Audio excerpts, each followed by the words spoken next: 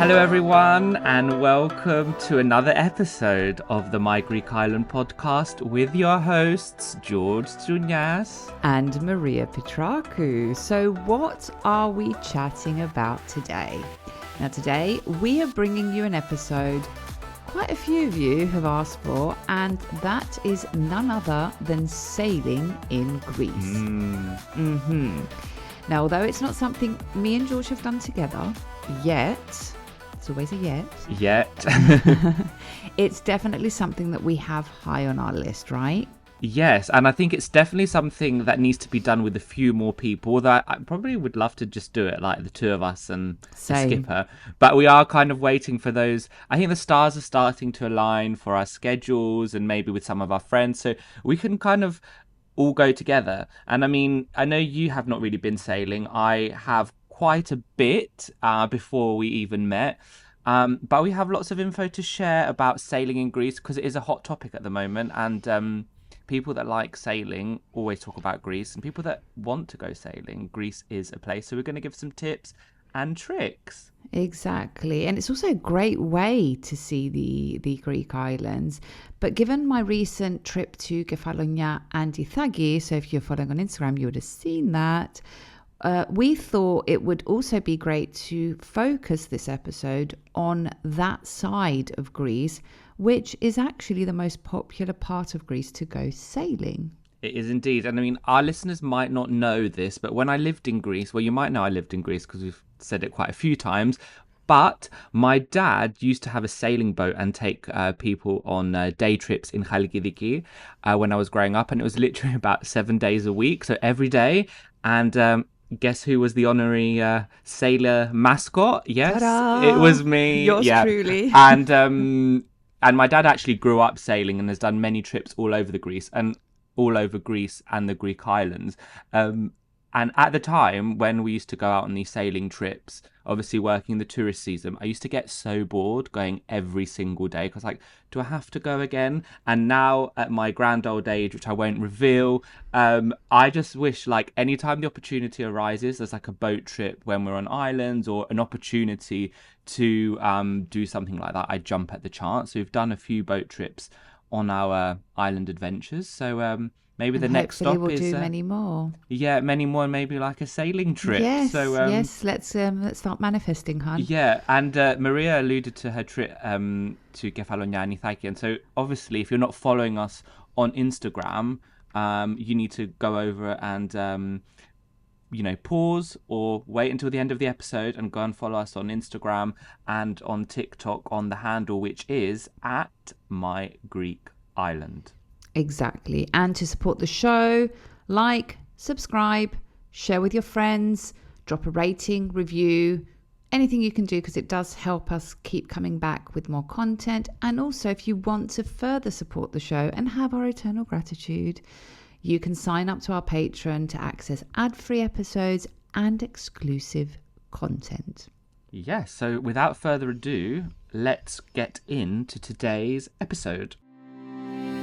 Hello and welcome to another episode of the My Greek Island podcast, dedicated to take you, the wanderlust, on a journey through Greece. There are 227 inhabited Greek islands. Which one will you visit next? My Greek Island with your hosts George and Maria.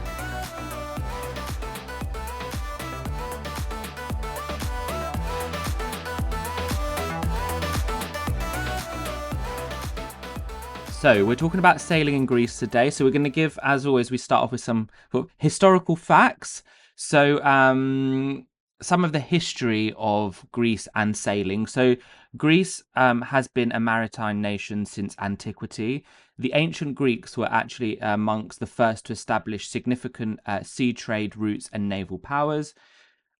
Historically, sailing was vital for commerce, exploration, and connecting the many islands of Greece. And, you know, those of you that are avid listeners will know how many allegedly inhabited islands there are, but there are many, many more that are uninhabited, and actually you need a boat to explore. Now, we can see the importance of seafaring in Greek mythology with the voyages of Odysseus. The Athenian navy was considered one of the most formidable navies during the 5th century BC. And more kind of closely to modern history, we can also see the importance of the navy during the Byzantine Empire, Venetian and Ottoman periods, as well as the War of Independence. Now, Greek naval power was crucial for the fight of Greek independence, and we have islands such as Hydra, Spetses, and Psara, which provided ships and experienced sailors. And notably, we have the figure of Laskarina Bouboulina of Spetses, who became a legendary female commander. And in modern times, Greece still has shipping dynasties. So in the 20th century, figures like Aristotle Onassis and Stavros Niarchos created some of the world's largest shipping empires. And today, Greece does remain a maritime powerhouse with Greek-owned fleets among the largest in the world. Now, those of you that are traveling or have traveled or looking to travel to any Greek island, and wherever there's a port, you will see an array of boats around and people using sailing as a great means of transportation, but also holidaying. Are you planning a trip to Greece and feeling completely overwhelmed by all those options? Well, we've got you covered. Why not book a personalized travel consultation with our very own Greek island guru, Maria, designed to make planning simple, efficient, and completely tailored to you. You can choose from 3 tiers.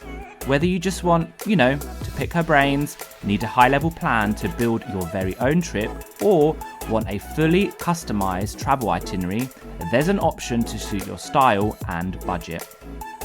And in true Maria style, she has thought of everything, so you can also add follow-up support by email, or even book a second call if you need help finalizing those finer details for your trip to Greece. Now to book, head over to the website www.mygreekis.land/book to see the options and get started with your travel consultation with Maria. That is www.mygreekis.land/book. There are 227 inhabited Greek islands. Which one will you visit next? So let's have a look at the most notable places in Greece for their sailing traditions. Starting with the islands in the Saronic, Hydra and Spetses, which George previously mentioned, are very well known for their role in the Greek War of Independence, but they also host annual festivals. So for example, in Hydra we have the Mniaoulia, which are named after the naval hero Admiral Andreas Mniaoulis, while in Spetses you have the annual Armada Festival. Then we have Syros, which is home to the significant port of Ermoupoli, which was a 19th century shipbuilding hub and trading centre. We have Chios, which is known for its merchant shipping families and was also historically a centre of shipbuilding. Then a few more is the island of Dia or Gea, as you might see it written, Castellorizo, Kefalonia, and Zakynthos. So Kefalonia and Zakynthos will be on the side that we're going to focus today. And despite it being known for mainly its nightlife, Mykonos too was once a vital maritime centre with a strong fleet and skilled sailors. If we look at the mainland, we have Piraeus, which today is Greece's largest port and key centre of global shipping. We have Nafplio, which George was there recently, which once was the capital of Greece, and its strategic location made it a crucial naval base. And we also have an episode on Nafplio, so you should probably check that out. We have Galaxidi, which I visited in January and actually visited the Maritime Museum here. definitely worth a visit. And then we also have Volos. Now, all of the destinations mentioned actually have maritime museums, preserved shipyards, and annual festivals celebrating the shipping heritage. Yep. And I mean, it's kind of no surprise as to why sailing is so popular in Greece. It is, Greece as a destination is tailor-made for people wanting to sail or explore the islands, with over 6,000 islands and islets, endless coastlines, and reliable winds. Means it's perfect for exploring. Now we also have the climate, so warm summers, mild winters, and predictable meltemi winds in some areas. It makes for an extended sailing season from about April to October. And finally, not surprisingly, Greece's culture of hospitality, the stunning landscapes, the food, and the lovely produce that you can drink, like the wines, the secluded bays, the beaches that you can only access by boat, make it a unique way to experience the country. Indeed. Now let's have a spotlight on the Ionion for a second, which we said we're going to talk about. The Ionion is located on the western coast of Greece. It's known for its calm waters, lush green islands, and Venetian-influenced architecture. This side of Greece is actually less windy than the Aegean, making it ideal for both beginners, relaxed cruising. It's perfect for leisurely sailing with shorter distances between islands. So there's a lot to it. It's quite easy to move around. Now, the popular islands on this side include Corfu, Lefkada, Kefalonia, Zakynthos or Zanti, which is home to the iconic shipwreck beach and the blue caves, and also Ithaki. But then we have some less known islands, like, for example, Paxos, or as we say in Greek, Paxi. There's another island next to it called Antipaxi. You have Kalamos, Meganisi. Now, George, I seem to think that you've been to Meganisi. Yes, because we were actually in Lefkada a few years back, and you could hire like a little boat for the day with my father, and we went to Meganisi from Lefkada, which was epic. Yeah, so Nice. You can do that on a day trip. You can indeed. And then you also have Adogos. Adogos is closer to Ithaki, and it's a privately owned island. And an interesting fact, I don't know if you knew this, George, Adogos is actually full of black pigs. Oh, So okay. the owner of the island just like put a few black pigs, and now they've sort of like mated between them, and the entire island is full of pigs. And if you get close to the island, they'll swim in the water to greet you. Interesting. Yes. How cool. I mean, so going on to what you've touched upon about the sort of islands in the Ionian, the advantages of sailing in Greece. So notably, the freedom and flexibility. You can sail at your own pace. You can explore hidden coves and the charming ports, and some areas that are inaccessible by land. You're not tied to hotel check-ins and check-out times or the ferry schedules, which can sometimes be a bit restricting to your program because you might want to do X, but you have to align it with the ferry schedules. You can decide to stay longer in a place if you love, or you can move on to the next beautiful island at your own pace. And by boat, you can visit some of the more secluded areas that are inaccessible by road. And you can just drop the anchor at deserted beaches. You can snorkel into such crystal clear waters, have the entire bay to yourself, and also enjoy uninterrupted sunrises and sunsets if that is your thing. And I know, Maria, you would be the one rocking the boat, getting up at like sunset. Right, I'm going to get the footage because You mean at sunrise? Sunrise. Sorry, at Yeah, sunrise. yeah. So yeah, they are the advantages, and then you also have the privacy and the escape. So perfect for escaping the crowds. Even in the busy summer season, you can find quiet places to drop the anchor, which is away from the main beaches.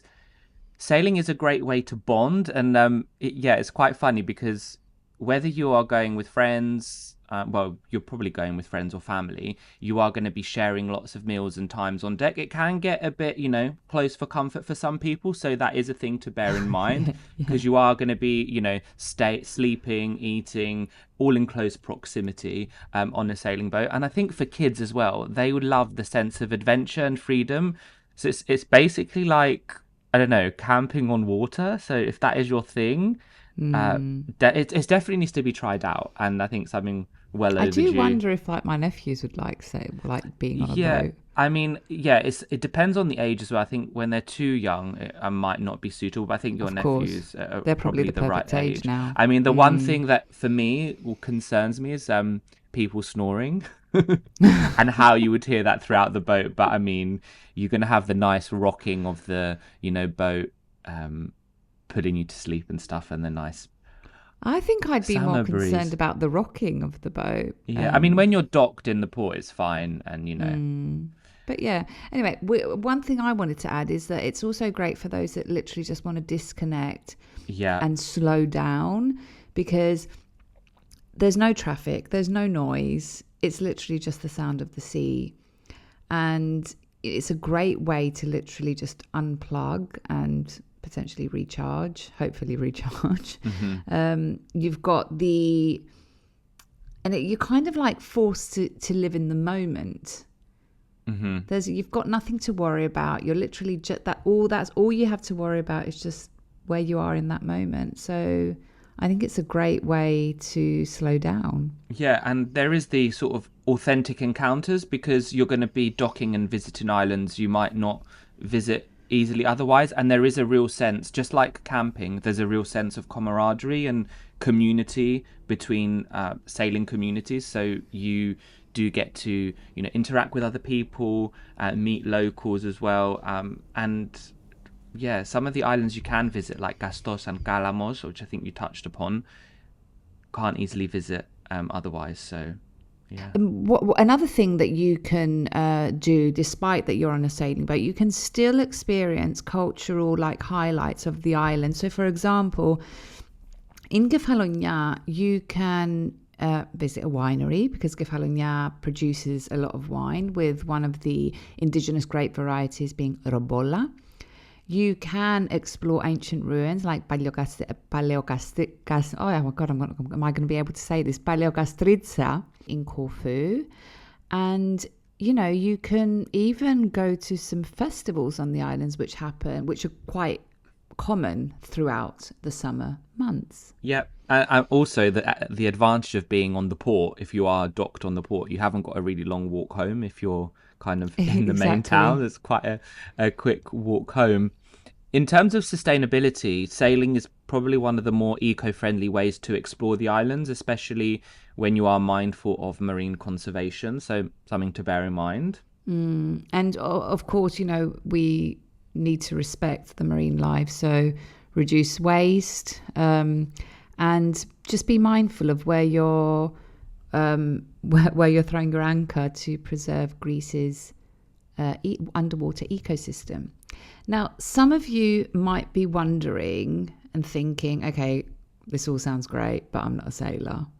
And that is absolutely fine, because we're not sailors. I mean, George does have some experience, but I don't. You can hire a skipper, and that's what we do every year when we hire a boat on an island. But when we go sailing, we obviously are going to hire a professional skipper.